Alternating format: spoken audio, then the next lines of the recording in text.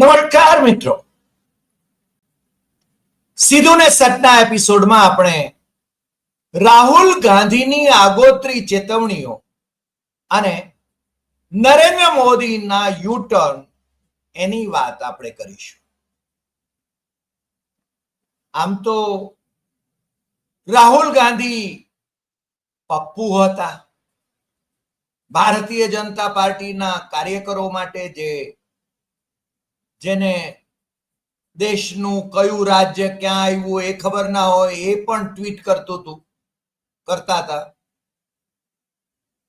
કે પપ્પુ છે, રાહુલ ગાંધી પપ્પુ છે. પરંતુ કન્યાકુમારીથી કાશ્મીર સુધીની પદયાત્રાએ અસલી પપ્પુ કોણ છે એ સાબિત કરી દીધું. અને તમે બધા જાણી ગયા છો કે હવે અસલી પપ્પુ કોણ છે. રાહુલ ગાંધી હાર્વર્ડમાં ભણીને આવ્યા, કેમ્બ્રિજમાં ભણીને આવ્યા. એમની ડિગ્રી એ જરાય શંકાના ઘેરામાં નથી, અનલાઇક બીજેપી લીડર્સ. સમજાય છે કઈ? બીજેપીના સંખ્યાબંધ નેતાઓની ડિગ્રીઓ એ શંકાના ઘેરામાં છે. અરે આપણા દેશમાં 8મું પાસ હોય તો પણ મુખ્યમંત્રી તરીકે સફળ થઈ શકે, પ્રાઇમ મિનિસ્ટર તરીકે સફળ થઈ શકે. અરે ગ્રેજ્યુએટ ન હોય તો શું થયું? પાકિસ્તાનમાં ધારાસભામાં કે રાષ્ટ્રીય ધારાસભામાં, પ્રાંતિક ધારાસભા કે રાષ્ટ્રીય ધારાસભામાં જવા માટે ગ્રેજ્યુએટ હોવું અનિવાર્ય છે. પણ ભારતમાં એવું અનિવાર્ય નથી. અને છતાં તમે જાણો છો કે 10મું પાસ થયા પછી કે 12મું પાસ થયા પછી બીજે જ વર્ષે MBA ની ડિગ્રી દુકાનોમાંથી ખરીદીને લાવનારા નેતાઓ એ આપણે ત્યાં પડ્યા છે.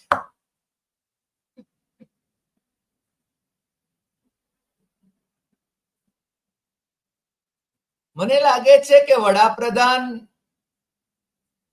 ગ્રેજ્યુએશન વગરના વડાપ્રધાન, બબ્બે વડાપ્રધાન, ઇન્દિરા ગાંધી અને રાજીવ ગાંધી એ સફળ વડાપ્રધાન બન્યા. એને માટે ડિગ્રીની જરૂર નહોતી.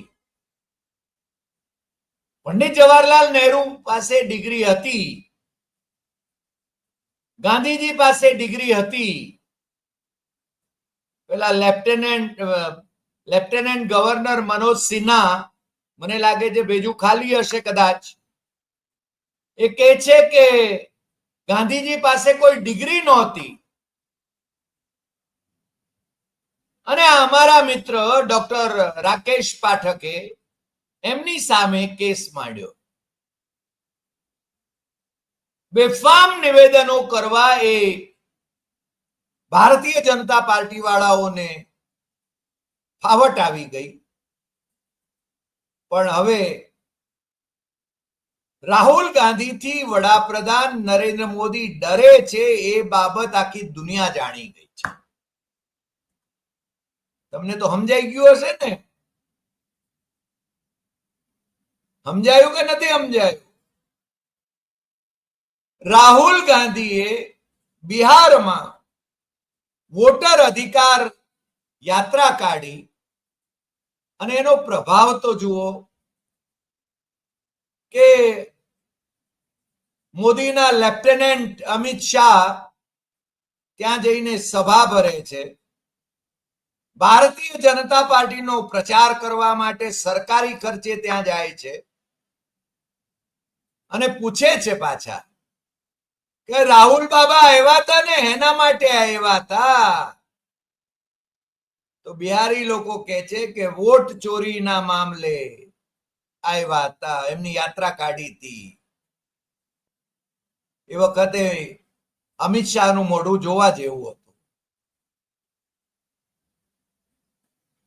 લોકો સુધી આખો મેસેજ પહોંચી ગયો છે કે વડાપ્રધાન નરેન્દ્ર મોદી એ વોટ ચોરીથી વડાપ્રધાન બન્યા છે. અને અમિત શાહ જયારે એમ કહેતા હતા કે 40 થી 50 વર્ષ સુધી અમે સત્તામાં રહેવાના છીએ, તો એ વોટ ચોરીથી સત્તામાં રહેવાના એમના સંકલ્પો અને ચૂંટણી પંચ એ એમનું કયાગરું હોવાને કારણે એમને ચિંતા નહોતી અને 40-50 વર્ષ એ સત્તામાં રહેશે એવું લાગતું હતું. પણ રાહુલ ગાંધીએ એ ભ્રમ છે ને તોડી નાખ્યો. રાહુલ ગાંધીએ એમના ભોપાળા ખુલ્લા કરી દીધા, વોટ ચોરી ખુલ્લી કરી દીધી. અને રાહુલ ગાંધી તો વોટ ચોરીથી ચૂંટાયેલા વડાપ્રધાનને વડાપ્રધાન તરીકે માનવાય તૈયાર નથી. નરેન્દ્ર મોદી કેટલા ભીંસમાં છે તમે જાણો છો.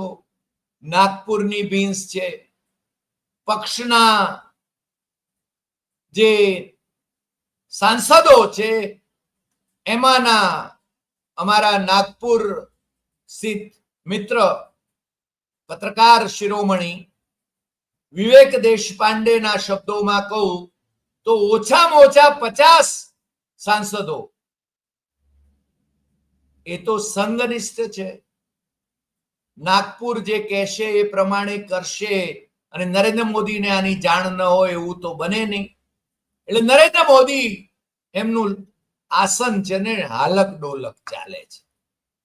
એટલે ચહેરા ઉપર એ ભલે સ્મિત આંજીને ચાલતા હોય, આંખોમાં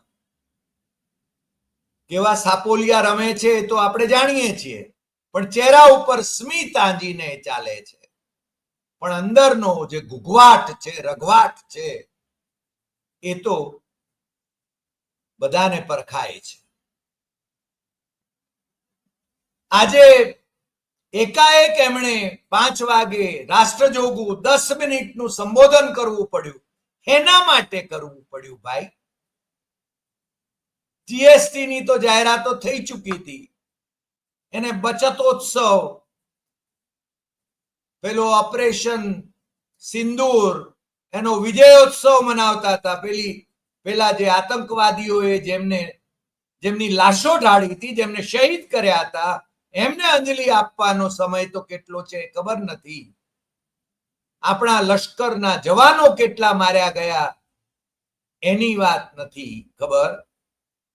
પણ ભાઈ શ્રી સંઘર્ષ વિરામ એકાએક ટ્રમ્પભાઈના કહેવાથી કેમ કરે છે એ પણ ભોપાળું પાછું ખુલ્લું પડી ગયું, દસ્તાવેજી ભોપાળું. અને ધીરે ધીરે ભાઈને છે ને અમે કહેતા હતા પહેલા, ત્યારે એમના ભક્તોને છે ને એમ લાગતું હતું કે અમે મોદીની વાહે લાગી ગયા છીએ, પણ અમે સાચી વાત કહેતા હતા.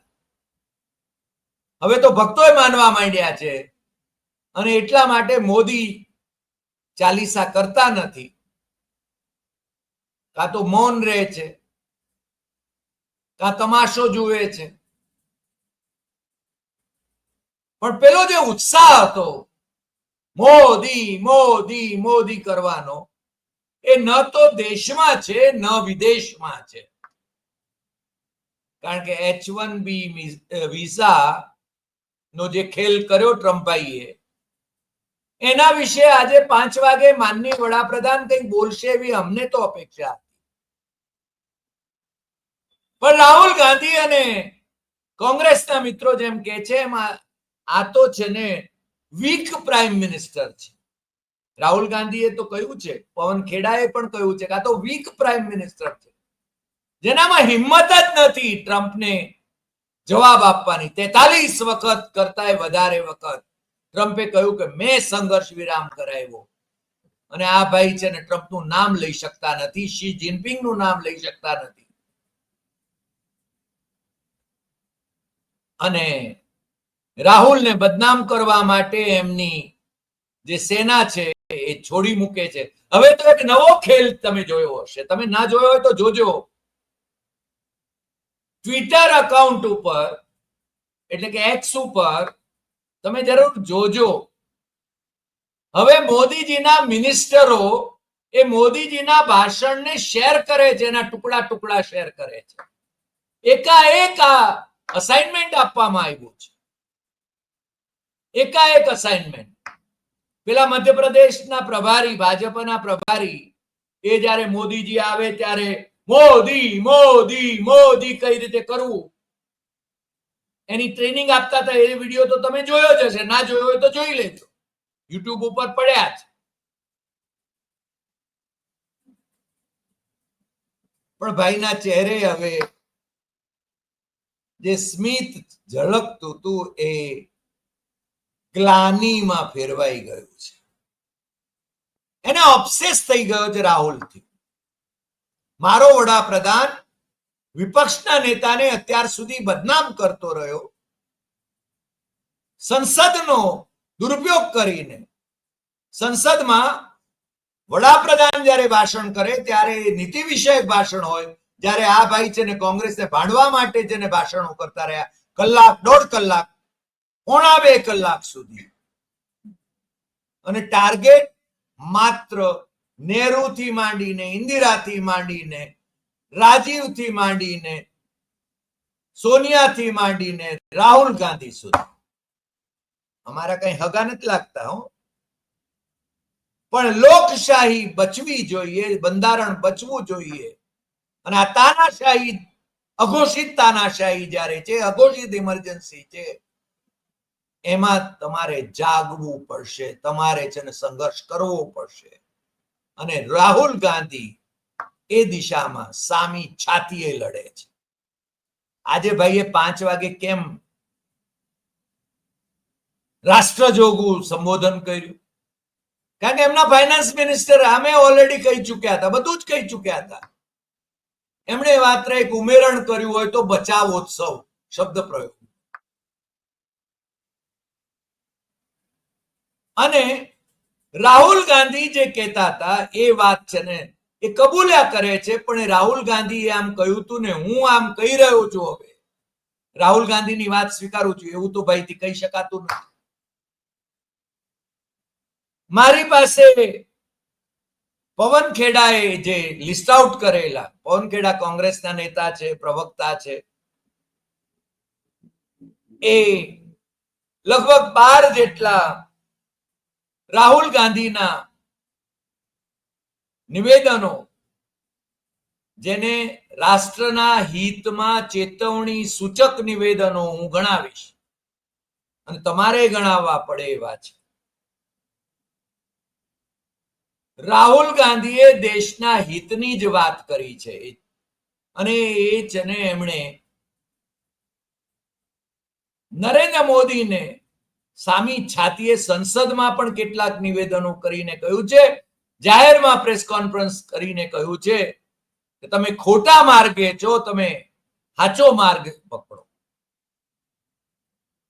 ડિમોનિટાઇઝેશન.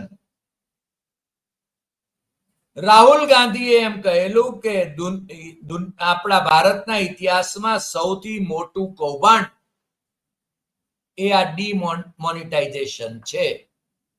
ભાઈએ કહ્યું તું, મોદીજીએ બધાને છે ને આમ તો 8 વાગ્યાની એમના બ્રોડકાસ્ટની એ રાહ જોતા હોય. હા, પણ પેલું મારે તમને કહેવાનું હતું 5 વાગ્યાની વાત. 5 વાગે કેમ ભાઈએ રાષ્ટ્રજોગું સંબોધન કર્યું? પછી આપણે પેલા 12 મુદ્દાઓ ઉપર આવીએ. એમને એવા સંકેત મળ્યા હતા કે રાહુલ ગાંધી આજે હાઇડ્રોજન બોમ્બ ફોડવાના છે, અને એ 5 વાગે ફોડશે. અને હાઇડ્રોજન બોમ્બ હું ફોડીશ ત્યારે નરેન્દ્ર મોદી કોઈને મોઢું નહીં બતાવી શકે એવું રાહુલ ગાંધીએ જાહેરમાં નિવેદન કર્યું છે. ભાઈશ્રીને અણસાર તો આવે જ કે વારાણસીમાં 6 કે 7 રાઉન્ડ સુધી ભાઈશ્રી અજય રાય કોંગ્રેસના ઉમેદવારની પાછળ ચાલતા હતા, નરેન્દ્ર દામોદર દાસ મોદી. પછી મતગણતરી થંભાવી દેવામાં આવી, અને પછી જ્યારે પત્રકારોને પણ બહાર કાઢી મૂકવામાં આવ્યા, અને પછી જ્યારે ચાલુ કરવામાં આવી ત્યારે નરેન્દ્ર મોદી આગળ ચાલ્યા. અજય શુક્લ, દેશના પ્રતિષ્ઠિત તંત્રી રહેલા મહાશય, એમણે આપણી ચેનલ ઉપર જ કહ્યું હતું, મોદીજી જીતે નહીં જીતાએ ગયે હૈ. અને વારાણસીની જનતાએ અજય રાયને હારેલા સાંસદ નહીં પણ અમારા અસલી સાંસદ એમ કહીને હારતોરા કર્યા, ઢોલ ત્રાસા વગાડીને એનું સરઘસ કાઢ્યું. મોદીજીને આ ખટકે તો ખરું જ ને. અને રાહુલ ગાંધીને એમ એને હાઇડ્રોજન બોમ્બની જયારે વાત કરી ત્યારે નરેન્દ્ર મોદીને ફડકો તો હોય જ કે 5 વાગે હાઇડ્રોજન બોમ્બ એ ફોડશે. એટલે એમણે જેને પહેલેથી 5 વાગ્યાના આ રાષ્ટ્રજોગા સંબોધનની વાત વહેતી કરી દીધી. એટલે મીડિયામાં એ ચાલે, ગોદી મીડિયા તો એ જ ચલાવે. પછી હાઇડ્રોજન બોમ્બ સુતળી બોમ્બ થઈ ગયો, ફૂસ થઈ ગયો, એવું બધું. ધારો કે હાઇડ્રોજન બોમ્બ આવે તો પણ ગોદી મીડિયાના ટાઇટલ્સ તો આવા જ હોય. એટલે ભાઈએ છે ને આ રાષ્ટ્રજોગું સંબોધન કર્યું. અને એમાં તમને ખ્યાલ હશે કે ભાઈ શ્રી પહેલા તો જીએસટી ના વિરોધી હતા. જ્યારે નેશનલ લેવલ ઉપર ડોક્ટર મનમોહન સિંહની સરકારે એમને કન્વીનર બનાવ્યા હતા ચીફ મિનિસ્ટરોની પેલી કમિટીના, જીએસટી અંગેની કમિટીના. પણ એવા તો ઘણા બધા મુદ્દાઓ એમણે કર્યા કે જે છે ને જેના વિરોધી હતા એને છે ને તરફેણ કરી નાખી. આધારની વાત એવી કહી શકાય. એટલે જીએસટી ની એમણે વાત કરી. જીએસટી લાગુ એમણે કર્યો, ઘણા બધા લેયર્સ એના કર્યા, લોકોના ખિસ્સામાંથી અબજો રૂપિયા શેરવી લીધા, રાજ્યોને એનો શેર સમયસર આપ્યો પણ નહીં. અને હવે છે ને એકદમ દાન ધર્મ જાણે કરતા હોય એ રીતે બચતોત્સવની વાત કરે છે. બિહારમાં ચૂંટણી છે પણ બિહારીઓ એમ કઈ ગાંજા જાય એવા નથી, એ બધું સમજે જ. ગુજરાતીઓ કદાચ થોડા ભોળા હશે, મૂર્ખ નથી. દેશવાસીઓ મૂર્ખ નથી.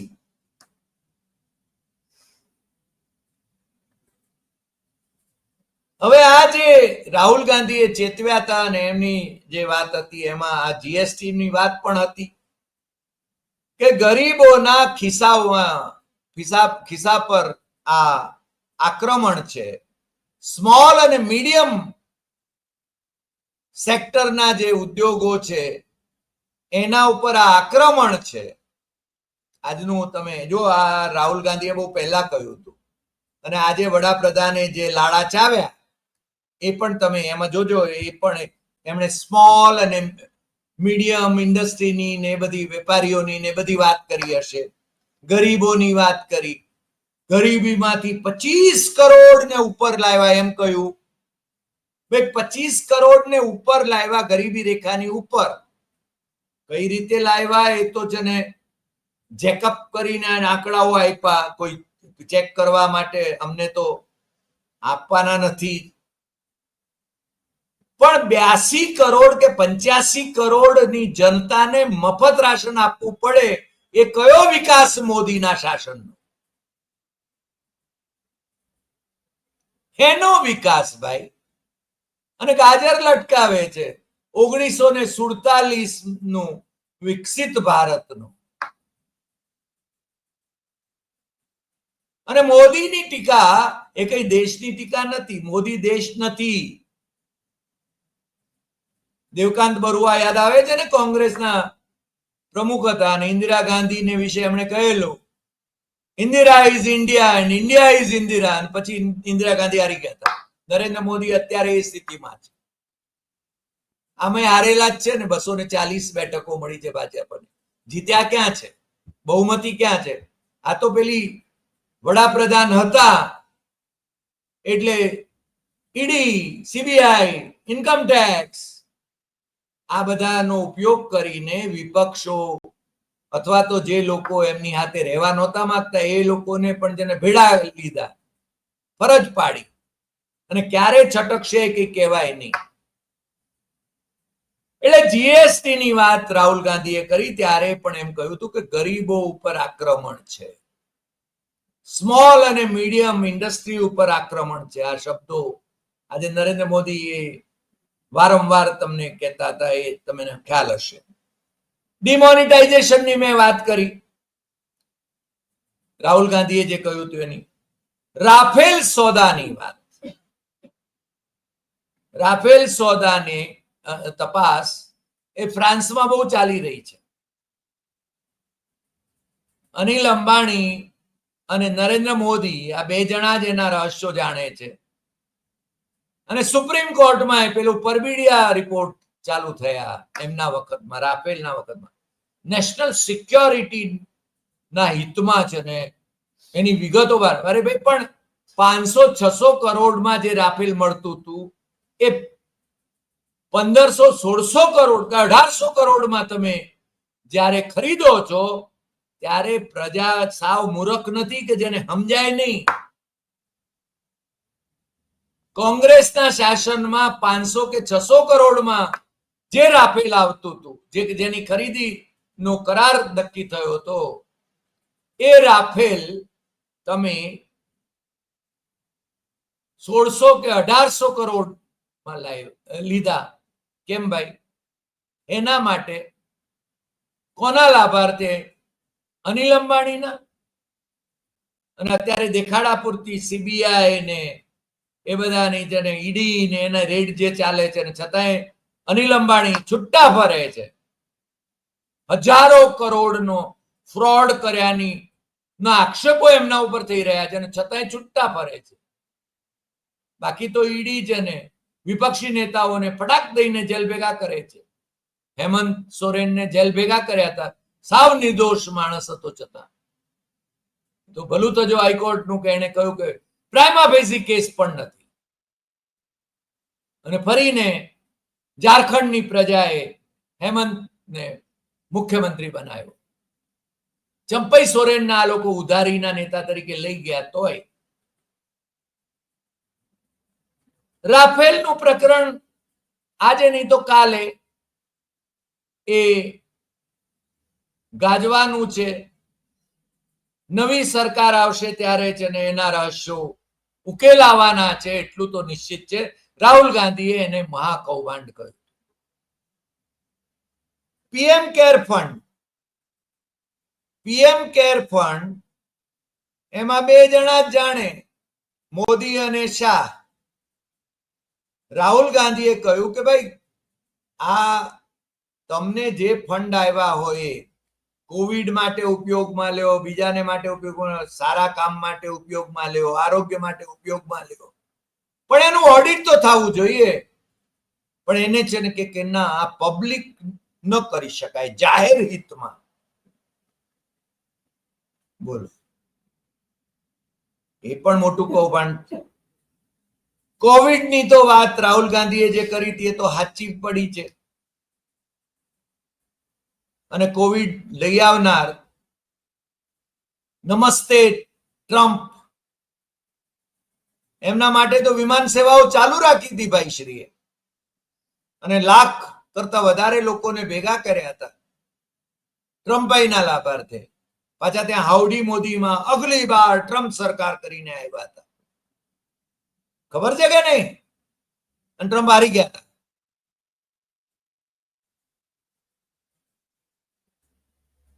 ભાઈ ટ્રમ્પનો પ્રચાર કરવા ગયા હતા. ખરેખર કોઈ દેશના, બીજા દેશના નેતા શાસકે એનો પ્રચાર ન કરાય. બીજા દેશની ચૂંટણીમાં, બીજા દેશના વડાના પ્રચારમાં ન જવાય.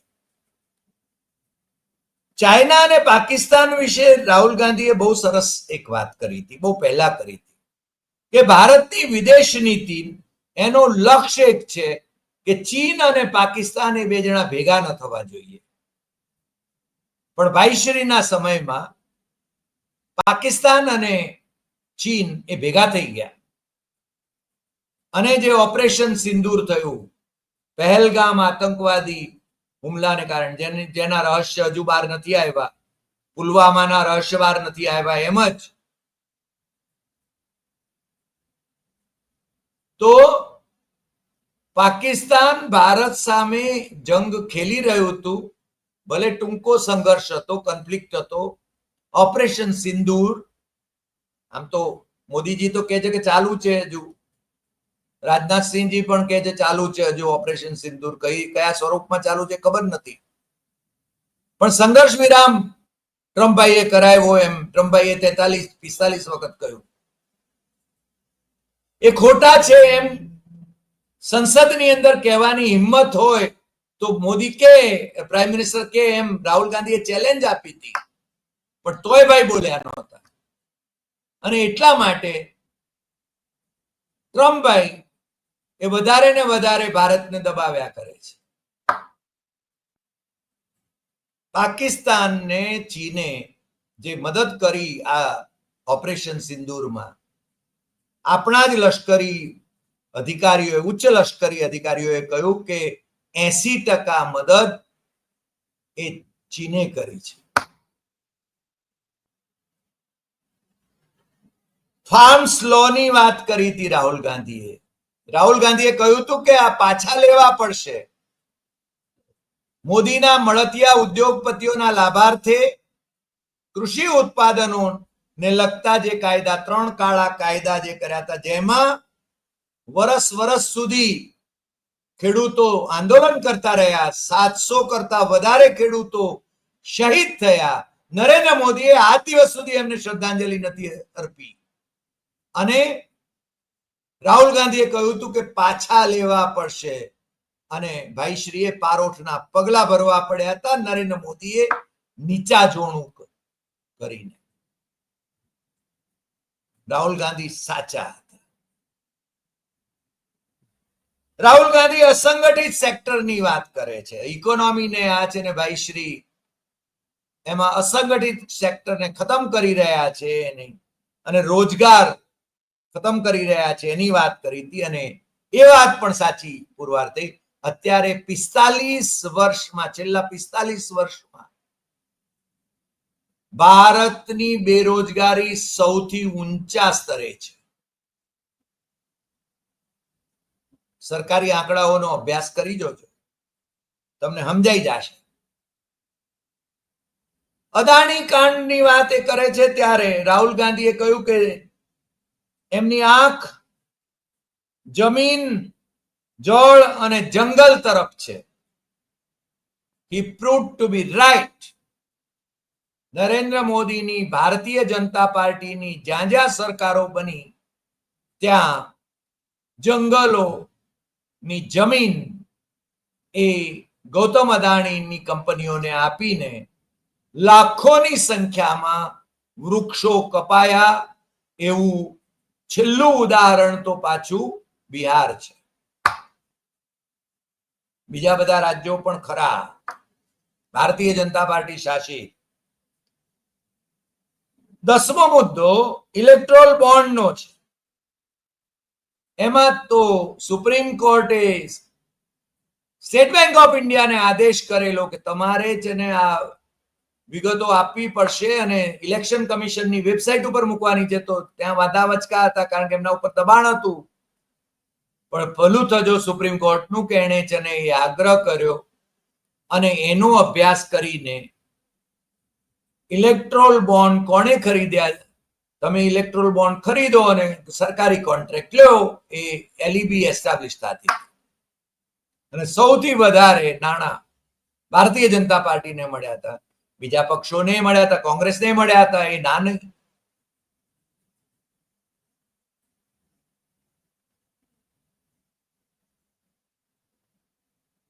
રાહુલ ગાંધીએ યુએસ વિશે મોદીજીને ચેતવ્યા હતા ટેરિફના સંદર્ભમાં, પણ ભાઈશ્રી અહમ બ્રહ્માસ્મિ, સર્વજ્ઞ છું, હું તો અવતારી પુરુષ છું, બધું જ જાણું છું. ટ્રમ્પભાઈ માય ડિયર ફ્રેન્ડ છે. ટ્રમ્પભાઈ માય ડિયર ફ્રેન્ડ માંથી માય ફ્રેન્ડ આવી ગયું. તમે માર્ક કરજો મોદીના ટ્વીટમાં. અને જન્મ દિવસે એમને ટ્રમ્પે વિશ કર્યું, એમાં તો ભાઈ ઓળઘોળ થઈ ગયા. પણ ટ્રમ્પ જ્યારે મોદીને મિત્ર ગણાવે, એના વખાણ થોડા કરે, ત્યારે છે ને બીજો ફટકો આવવાનો જ હોય. આ H1B વિઝાનો ફટકો આવ્યો. ટેરિફ તો આવી જ ગયા હતા 50%, પણ આ H1B વિઝાનો ફટકો આવ્યો. જે લોકો અમેરિકામાં બેઠા બેઠા મોદી મોદી કરતા હતા અને મોદીની ચાપલુસી કરતા હતા, એ લોકો હવે છે ને એમને સમજાઈ ગયું કે મોદીની નીતિથી એમના હિત જોખમાય છે. દેશના લોકોને, દેશના ભક્તોને પણ સમજાઈ ગયું. અને છેલ્લું 12મો મુદ્દો, રાહુલ ગાંધીએ દસ્તાવેજો સાથે પુરવાર કર્યું કે ઇલેક્શન કમિશન એ વોટ ચોરીના ફ્રોડમાં સત્તાધારી પક્ષ જે છે ભારતીય જનતા પાર્ટી, એની સાથે હેન્ડ ઇન ગ્લો છે. એમણે 2 જ પ્રેસ કોન્ફરન્સ લીધી છે અને ભારતીય જનતા પાર્ટી હલી ગઈ છે. અને બીજું, રાહુલ ગાંધી પ્રેસ કોન્ફરન્સ લઈને એની જાહેરાત કરે વોટ ચોરીની, નામો ઉમેરવાનું પ્રકરણ કે નામો કાપવાનું પ્રકરણ, અને પછી પાછા રાહુલ ગાંધી કહે છે કે અભી હાઇડ્રોજન બોમ્બ આને વાલા. પણ જેવા એ પ્રેસ કોન્ફરન્સ લે કે તરત જ ભારતીય જનતા પાર્ટી વાળા જેને પ્રતિ પ્રેસ કોન્ફરન્સ કરે છે.